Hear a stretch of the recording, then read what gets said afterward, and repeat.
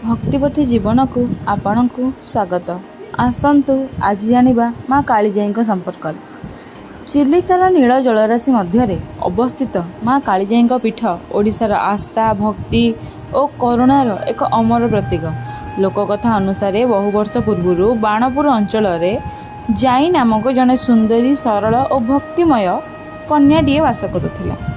तांको विवाह परिकुद अंचल स्थिर होइथिला। से समय यातायात पाई एकमात्र माध्यम थिला नौका।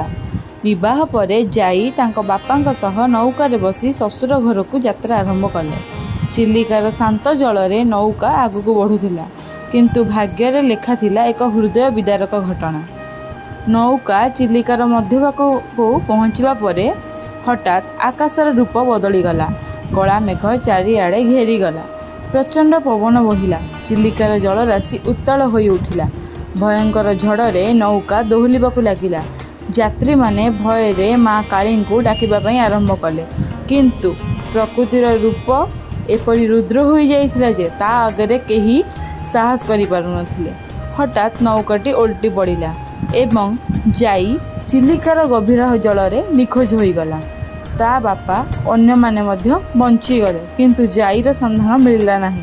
सही घटना समग्र अंचल को शोकाकुल कर देइथिला। कुहाଯାଏ जे जाईଙ୍କ अकाल मृत्यु परे तांको आत्मा चिलिकार सही द्वीपरे विराजमान हैला। किछि दिन परे माछ धराली और नाविक माने अनेक अलौकिक घटना मध्य देखिबाकु पाइले और अनुभव बंध करिले। झड़ समय रे एक दिव्य शक्ति सेमानक नौका को रक्षा करुथिबारु अनुभव हैला। केही केही स्वप्न रे जाई को देखिथिबा कथा मध्य कहिले। धीरे धीरे लोकमानक विश्वास हैला जे जाई माँ कालीଙ୍କ शक्ति रे लीन होई काली जाई रूपे चिलिका रक्षाकारिणी देवी पाल्टी जाइछि। सेही दिन ठारू द्वीपटी कालीजाई द्वीप नाम रे परिचित होला।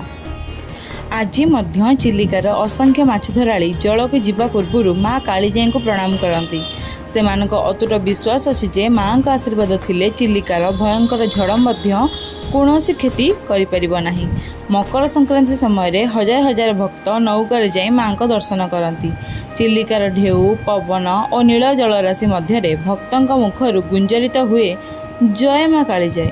यह केवल एक कहानी नुहे, बरं जड़े निष्पाप कन्यार स्मृति, लोकविश्वास और भक्तिर एक अमर गाथा जहाँ आज ओडिशार हृदय रे जीवंत होई रहिछि।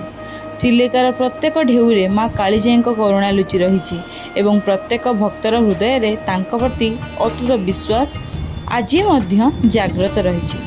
भिडियोटी भल लागिथिले निश्चय लाइक करि जिवे और कमेंट रे जय माँ कालीजाई बोली निश्चय लिखिबे।